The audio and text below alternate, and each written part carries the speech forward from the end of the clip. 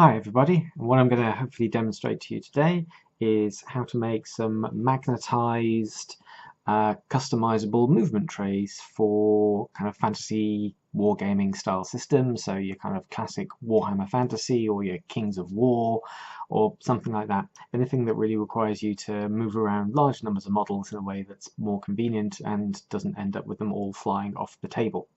So sort of starting out as a bit of a history, obviously with most wargaming systems you get like a model, they come on bases a bit like this, and if you have them on the table they slide around all over the place. So what I used to do is make these, which were kind of customized little movement trays out of cardboard, very cheap, very simple, and these actually came out of when I was assembling the miniatures in the first place and wanted them to all stack up nice and neatly. Kind of works. I mean, you can shuffle them around and the models don't all fall over the place, but that's not actually very good on a tabletop from an aesthetic point of view, and quite frankly they all sort of fall down after a while anyway. I like the fact I did that and it didn't collapse, but trust me, they will shuffle all over the place. So what I eventually ended up doing was coming and making these, which are more customized movement trays. So these got kind of magnetic seals on the bottom, or a magnetic strip on the bottom. There are little where are we? Neodymium magnets on the bottom of the bases, which keep them in place. And obviously it allows you to have a movement tray that matches in with the basing archetype that you've done with the system that you're using. This is actually quite convenient, so if you've got armies like I do, which tend to have, in this case, kind of like a night goblin theme where you've just got row upon row upon row of tiny little models, it does mean that you can transport them pretty easily, but also if they get knocked, they stay in place, and you wouldn't do that with your kind of like normal movement tray. So again, that's pretty handy in the field, especially if you've got literally row upon row of rank and file models, as unfortunately I do with night goblins. So to do this, you start off with only a few basic ingredients, to be honest, and we'll go through them now. So what I've done is I've got out essentially all the things you need to actually make these. So in no particular order, let's start off with what you're going to use to make the actual basic tray itself. So in this instance, what this is a sheet of 2mm thick, white polystyrene. It's kind of high impact plastic card. Sometimes you'll see that abbreviated to like HIPS, and what that means is basically it's not going to snap on you very easily. It's got a little bit of give in it, but ultimately it's kind of quite strong. It also will support the weight of heavier things upon it without kind of like breaking or sagging too much, so it makes an ideal basing material. So this is what's going to form the basis of our actual movement tray itself. In terms of the edges, what I use is this, and it's Plastruct. It's sort of architectural, educational, and kind of like hobby material. It's the sort of thing that architects would make like their little model houses out of. In this instance, I'm using 3.2mm quarter rounds, which basically means you get these little kind of rounded, I guess you call it quarter circles. So if you put them two together, you'll get kind of half a circle with it, and that forms our kind of like edge lines around three of the sides. I've also got some magnetic, I guess you call it tape. I think technically it's tape because you can peel the back off and it's self-adhesed. In terms of like branding, I got mine from 3M Electronics, and that's basically an online company. I think you can buy it online in whatever kind of like lengths you need. This just happens to be an offcut for demonstration. I've also got some magnets. So again, these are kind of bought online. These are 3mm by 2mm neodymium magnets. This has got a 0.21 kilogram pull, so they're not the most strong magnets in the universe, but they do stick kind of lighter models to the table. If you need, if you're using more kind of like metallic or white metal models, what I've tended to do is put two of the magnets on the base of those. Alternatively, you could get like a higher pull stickiness from a magnetic point of view on it, which would probably work. PVA glue for putting the basing compounds on around the outside. Super glue, So sticking your Plasduct to the card, and then whatever your kind of basing type is. So I've got like a mixture of different sands and grits, and some classic Games Workshop flocking compound, which is what I used to do my kind of textured basing around it, and obviously the paints that you would use to colour in your models. Okay, so first step, measuring and cutting the polystyrene. Not too tricky, ironically, and so all you really need for that is a ruler, a pen, and a scalpel. Alright, so on to measuring. So basically what I've done is I've taken my bases, I've arranged them as I'm going to make the movement tray, and now I'm going to take the measurements from both the sides. One thing I will stress, because I have made this mistake myself, is if you're making quite a few of these, don't make the assumption that all your bases do belong to us and are the same length. I've had different models from Games Workshop, for example, where later edition bases are ever so slightly minusculely smaller, and if you only measure from one of them, you stack them all up, and that tiny difference scales itself. So you'll find that they don't necessarily always fit. So if you're making a base for a particular set of models, do be careful to actually measure the ones that you're putting in it. In this case, the actual length of themselves, I'm cheating slightly because I did this before, it's a nice even, where are we, 11.5 centimetres, and then from front to back it's about 9 centimetres, 0.7, so 97 millimetres. What I like to do, because I think it's useful not to wedge them in packed tight, because then that reduces your range of mobility, as it were, your ability to kind of like think them out, but also it's giving yourself a little bit of room for error. I add a few millimeters on the sides of that. So actually what I've done here is I rounded it out to a nice even 12 along the top, and then a nice even 10 going back. So there's a couple of millimeters essentially that I've stuck on the front and a couple that I've stuck on the side. Next part is to include the width of the actual Plasduct itself, because you're not going to be making a base just for the bottom of these. You actually need to include the sides which you're putting these on. So if you're doing a design doing it where you have your kind of like ridges on both sides and the front, you need to put on the length at the front and then twice those lengths on the side. I don't really bother at the back. I add maybe like a couple of millimeters just to give it a slight bit of give. As it stands, these are a teeny tiny width. They're like 3.2 millimeters, so I rounded down a little bit because I'd already given myself some give. So I've added an extra 3 millimeters on both sides and an extra 3 millimeters at the front, meaning for this particular movement tray it's 12 centimeters and 6 millimeters and 10 centimeters and 3 millimeters. So now to transfer it from my measurements onto the actual board itself. On the plus side, because I've got the measurements, it's nice and easy to do. So I can go along the top. Again, with something like this, you kind of want your longest length to be on the longer side. So if I had, let's say, I don't know, like 2 really quite long movement trays, I'd try to do them down the sides rather than kind of squidging it on the top. As it is, I'm trying to use this space as best I can, but it's not the biggest shape in the universe, so there's only so much I can do. So let's have a look. So 12 centimeters and 6. 12 centimeters and 6. 10 and 3. And 10 and 3. And then, because it's always better to have some extra ones, 12 and 6, and 10 and 3. As I say, the old woodcutting proverb is measure twice, cut once, because once you've cut it, you're a bit screwed. So now I've got 3 sort of joining lines. So I've got my one at the end, and then one in the middle. Draw actually on the line rather than putting the ruler on the line, because unfortunately biros have a width to them in themselves. And then line number 1. That's my line. Yes.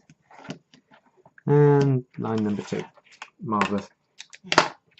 And then, because I'm a cautious cookie, checking to see if it actually fits the model that we've done. Again, you can do this before you glue them. Can't really do them after you've glued them. So there's my 5.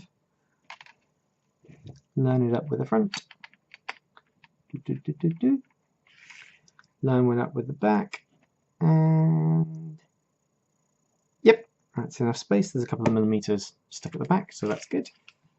And then for the sides, same thing again. Squeezing it in, putting it along the line you've got and seeing how much wiggle room you've given. So in this case, there's a fair amount of wiggle. Actually, we could get away with chopping that down by a millimeter because it's a little bit too generous, I think.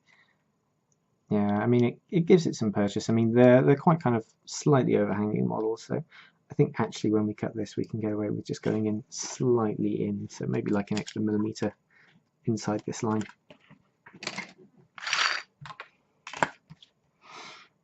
But other than that, that's good. And again, this is why it's really important to, you know, measure before you cut, and whilst it seems a little bit reductive, actually placing the models on there really makes a big difference. So now we've got our lines, all we need to do is cut. And surprisingly, cutting isn't that tricky. I'd be tempted to go and get the metal ruler really, but you can actually do this with a good old-fashioned craft knife. This one, however, is a bit of a blunt knife, so I am going to go and change the blade, I think. And then we'll come back and we'll actually cut it and show how actually easy it is to cut some kind of polystyrene. Alright, so let's get with cutting. It's not actually that tricky, although it will wear out your kind of scalpel blades, but it does give you a neater kind of precision on the cut. One thing I would say is we're not going to cut through the whole way, we're just going to make like a big kind of relatively deep kind of scoring line, and then what we're actually going to do is bend it and snap it, because that gives you a cleaner cut. If you've got one, I'd say use a metal ruler rather than plastic, because then your blade won't chop in. I'm going to use plastic because I'm just going to risk it really.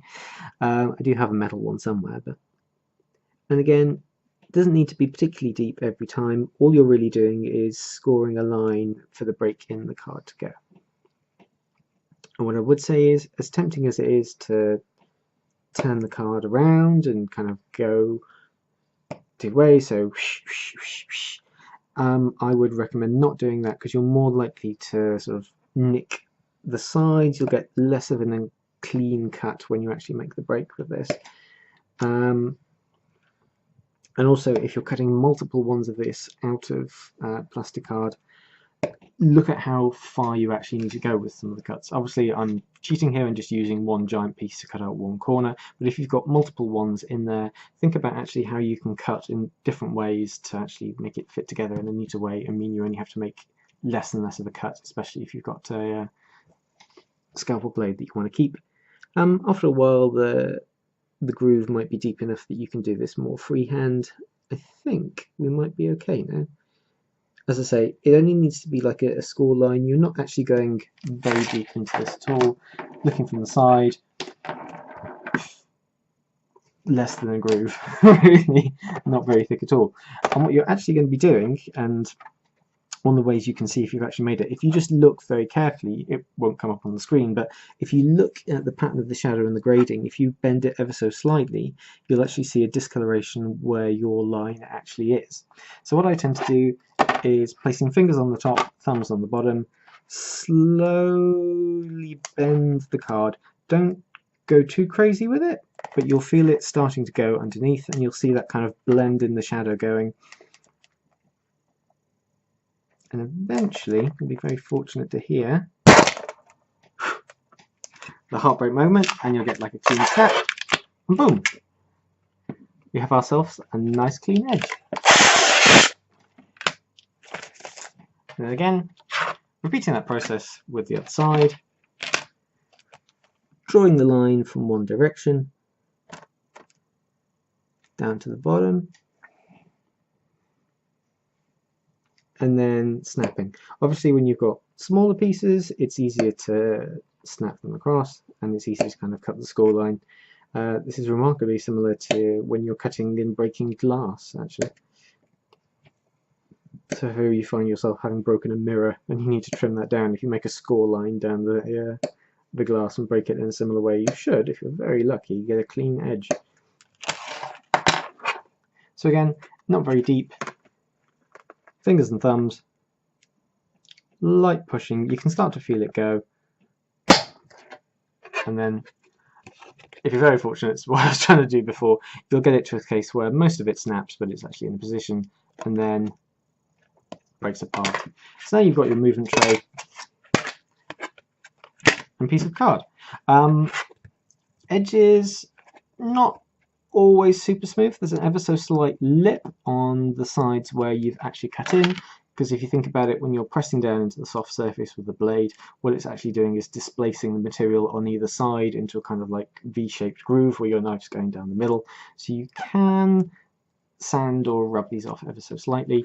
I'm going to gently go over mine with a little bit of a file. Alternatively, you could actually probably just cheat and scrape it off with the side of the blade. I'll do that off camera, and then what we'll do next is we'll measure up these pieces to go. And the reason why I scraped it off before is because that tiny little lip actually does make a difference. For example, if I'm pushing it up against the edge, that tiny little lip now actually stops it. It's not so much of an issue. In fact, it could be something of a benefit, because it means when you're actually gluing these into position, you've got something extra for it to be stuck on. If you're going to leave yours kind of unbased, kind of surfaced or textured, that might be more of an issue. It's probably not so much of an issue for me, as I'm going to be covering it with sand and grit. So next step, measuring and cutting the front and end pieces.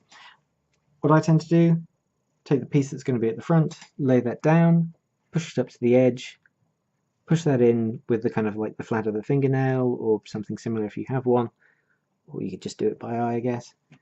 Flush to the other side, and then mark off the point.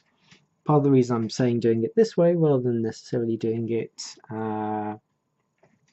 with a tape measure or similar is because ultimately, because you're doing a lot of this with your eye, the cutting is by hand as well. You'll get small variations in the sizes that are in sizes smaller than what's on your tape measure. For cutting these, relatively simple. Literally placing down on the line that I've done, trying to get that kind of vertical look to it, and then I've tended to do kind of like a little rocking backwards and forwards mechanism. It won't be perfectly 90 degrees, but I'll be sanding these down afterwards to make that kind of like curved or more beveled edge. Again, this is why having a sharp scalpel blade is often a bit of a benefit. So the edge on that, by having hand cut, is slightly diffrated. There's like a tiny fraction of a difference between the kind of the height, so it's not true 90 degrees, but fits in the hole, and I'm going to be basing it anyway. So now we've got one edge. Again, because I've hand cut that one, that's not a perfect angle, so I'm not going to be using that as my flush edge. I'm going to be using the machine cut one as the flush edge.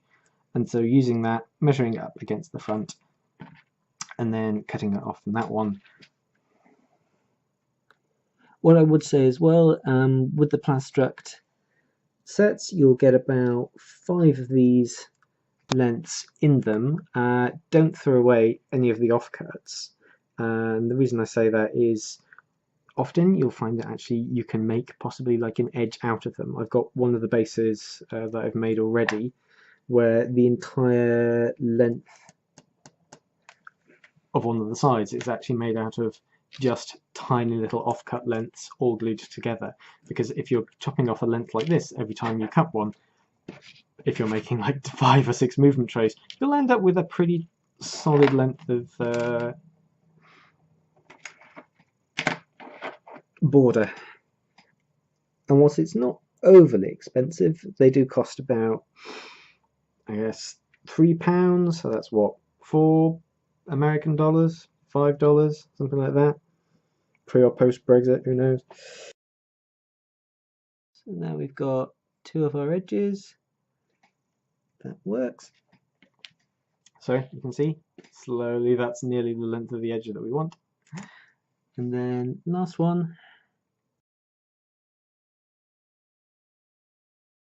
There we go, lovely. So now we've got our 3 edges. What we'll do next is super glue them on. And then what I tend to do, because I'm slightly cautious with super gluing anything, is to leave it for, actually to be honest with you, I tend to leave them overnight and then come back to it the following day, but leave them for however long your super glue compound says to leave them. And then go on to the next step. And as always, I think the top of my super glue is bunged up, so I'm going to have to clean that one out. Okay, so next step, now that I've got my clean super glue, is putting a thin bead down one of the edges. Doesn't need to be too much. Super glue is a contact style cement, so the more you put on, the longer it'll actually take to dry. And try not to get any in your fingers, because it will stick them, honestly, better than it'll stick the plastruct. And I guess one of the slight benefits at this point is that it's quite movable. One of the cheats that I tend to do to make sure it's flush is actually to push it against the end of another flat surface. So in this case I'm just using the flat end of one of the other pieces, and that shows me that I've lined it up. Okay, piece number 1 in place. And then the same for the other 2 sides, so checking to see which is the side I hand cut, which is the side that was machine cut, so that I know to make sure the machine cut side is facing the front. And then same again, small bead of glue down the side. Don't need to go too crazy with this at all. Double check, yep, that's the one I want. Oops. Yee!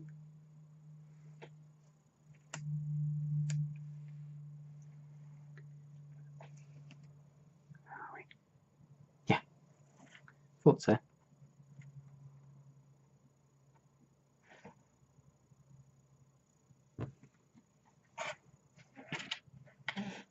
And then same thing again, just checking that it's flush.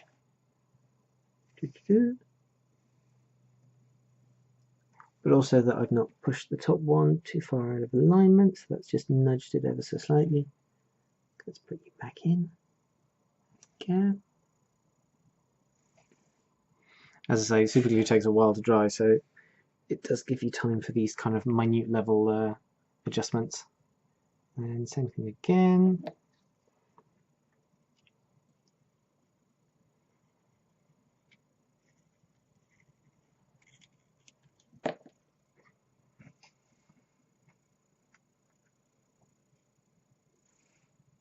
And that was a lot easier.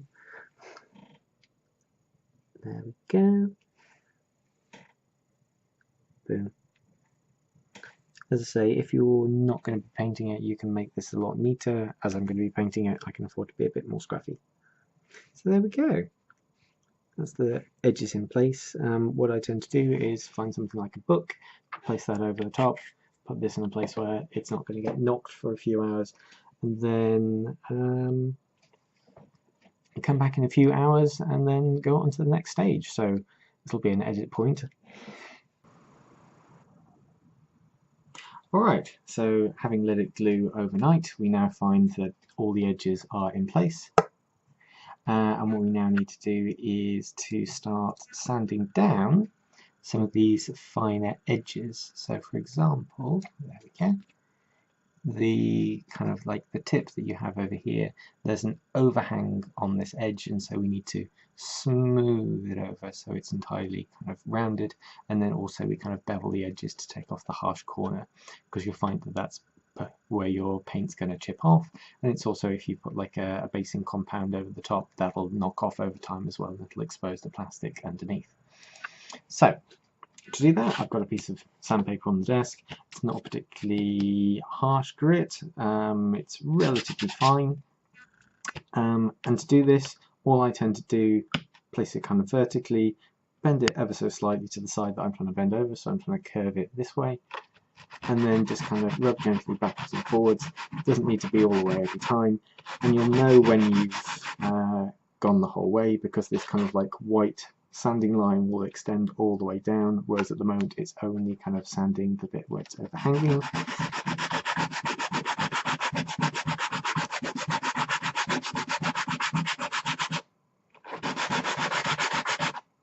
So nearly there.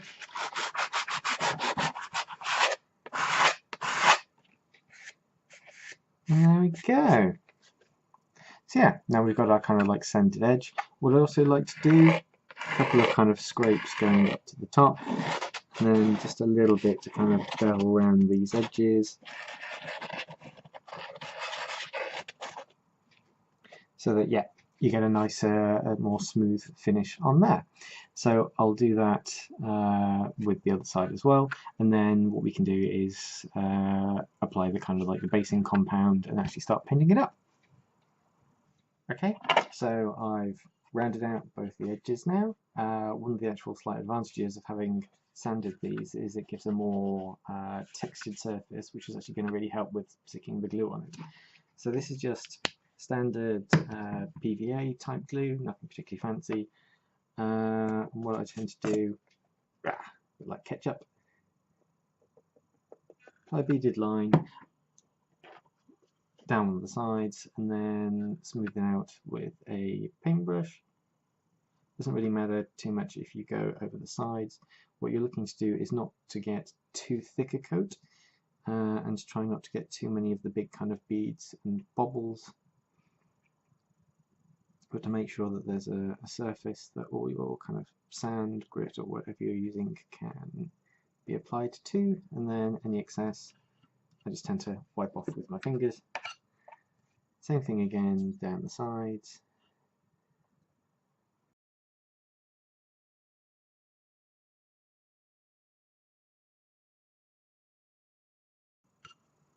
Cool. Okay, so the sides are all three are now done, and what I tend to do is just take my basing compound, shake it up a little bit to give like a mixture of the gravel, and then just go down each of the sides in turn, and also have like a catching bowl underneath. And then we usually get a good kind of like textured mix of some of the heavier particles and some of the lighter ones. Alternatively, what you can also do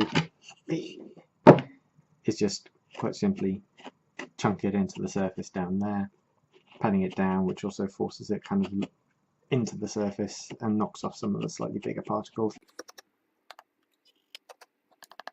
There we go. You might find that you get some of the stuff on these inside rims. So what I tend to like to do is just scrape those away quite gently, in this case using the craft knife. Doesn't matter if it goes down just over the top, because when you put the magnetic strip in it's fine, but if you've got pieces that touch these bottom parts into the kind of corner, it's better to do it now than later on when it's all kind of glued and set in place. Alright, so now that that's done, what I'll do is I'll let this kind of like dry. I like to leave it quite a while on the grounds that it is PVA glue and the paint you're using is usually water soluble, and what you might find if you start trying to paint it too soon or you use too watery a paint, the actual PVA glue will come off, and then the sand and everything you put on here will, you know, disappear quite quickly. So it's now based up. Alright, it's now all based up. I'm going to leave this dry and then I will paint it. Alright, so it's now painted up and flocked, as you can see, around the outside. Relatively simple kind of like paint job. So first layer of kind of like a beastie brown dark flesh mix, then a kind of like a darker wash, so you put some kind of black in there, and then gradually dry brushing over with beastie brown, and then finishing off with some kind of like elven skin tone because it's got that slightly yellowish look. What I've also done is green lined the inside so it matches up with the bases of the models I'm using, so that when they're in place they kind of sync up quite nicely. And yep, pretty much doing all around the sides as well. I prefer to do this now at this stage before the magnetic kind of tape is put in, because it's easier to touch up a couple of bits than it is to try and make all the lines perfectly neat and shiny as you go through it. So now what we can do is actually cut up and mark the tape itself. So I've got my tape here. This is a bit of an offcut. What I always prefer to do is, as I've done here, mark up one of the corners with a little arrow, and then mark up a respective corner in here. So I've got a little arrow there, so that I know when I'm placing this in, which side is supposed to be which, how it's supposed to mark up, and I've always got a permanent sense of where it's going to be. Also, a bit like kind of like woodworking, the bits that I'm chopping off, I tend to write little scratch marks on so that I know this is kind of where the offcuts are going to come from. So cheated slightly, I've already put this in place. I tend to put like the machine cut edge down at the front because that's usually one of the more visible ones, and then marking up kind of on the edges where it's going to need to be cut. In this case I've actually pre-marked this already. It's not actually that thick, so you can get away with using some scissors. One thing I would say is you might have to do some slight micro adjustments, so it's always, if you're worried about it, better to cut off a piece, or rather leave a piece that's slightly too big than the piece that's slightly too small. As you can see, pretty easy to cut, not much effort at all, and then hopefully, oh, it might need a little micro adjustment. Maybe I might be able to get away with it, but probably not. So I've got some of the flock on the side, which is making this a bit more tight. So actually, no, that's perfectly fine. That will work quite nicely. Excellent. Okay, so what I need to do now is mark off this back piece, and the way I've tended to do that is by literally flipping it over, getting a craft knife or something similar rather than the pen, putting it at a slight angle so it's facing slightly inwards, and then doing a kind of a score line down the edge there, pressing against this kind of like backboard, but in such a way that, yeah, that's visible. It can be seen. There we go. It is possible to cut these with the scalpel, but I prefer not to, on the grounds that this back is actually quite slippy. So even the slightest amount of pressure on this slides it all around the place. But what I will do is I'll just make this kind of cutting line much more visible to myself, so when I'm cutting it with the scissors I know what I'm doing. But yeah, it doesn't take very much at all. I mean, you can see with even scoring then it actually cuts into the tape quite easily. But it does provide me with a really easy cutting line to go off.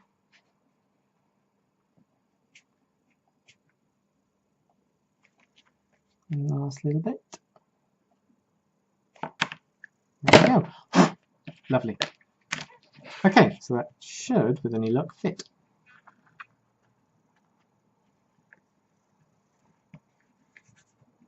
Yep, so that's in place now. There's a little bit of a tiny gap, but that's intentional. And again, that's why I've painted the whole thing green, as in physically going into the board itself, so that it actually matches up. Oh, that's quite tight now. So the last thing to do is make sure that there's nothing in this surface area here, because anything under there will show up when you're pressing the tape on top of. The smallest of stones will make a bump in there, kind of big piles of glue, you name it, it'll cause a bump, and once you've stuck this down it's next to impossible to actually take it off. So again, that's my top corner, and then we can just simply peel off the back, remove any elements of crap that appear to be on the sides. There we go. And what I've tended to do is just bend it ever so slightly, and the reason I'm bending it is because these edges have flock on it, so that they're not flush and smooth, they're actually slightly raised, and this way you can get right into the edge without hitting those kind of like flock piles. There we go. pressing down onto the front first, because that's our most obvious border point, and then slowly working from the front to the back, taking out any of those kind of like air pockets or bumps as you go.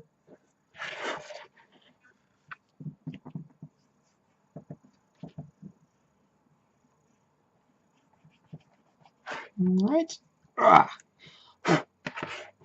And then what I also like to do, if I can find one, is take a relatively thin, kind of slightly tapered paintbrush. That'll do. And then just use that to work it down into the corners and push down any kind of gaps or bumps that might have come through throughout the putting process. Again.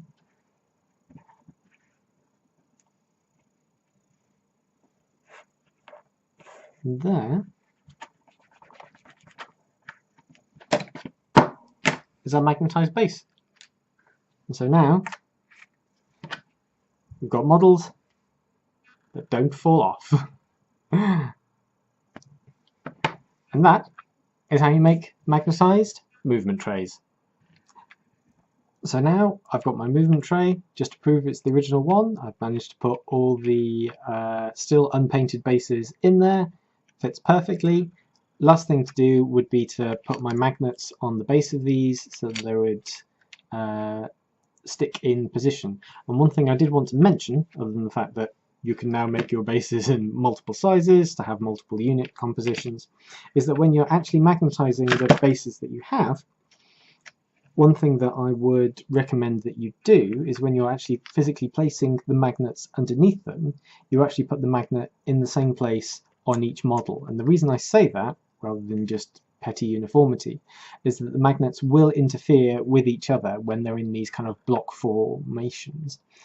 And if you've got, let's say, slightly larger models, so these kind of, I guess you call them chariot, well not chariot, cavalry style units, if you put the magnets next to each other, they could actually repel each other, and what you might get is buckling within the actual base slot itself. So if you put them with kind of like uniformity in the same places, so in these cases I've put them all in the back corner. With cavalry style ones, if you put them in two alternate corners and you repeat that pattern, you won't get that kind of buckling that you can get where the magnets will actually attract or repel each other and force them to lift from the surface. So, magnetized movement trays. Enjoy!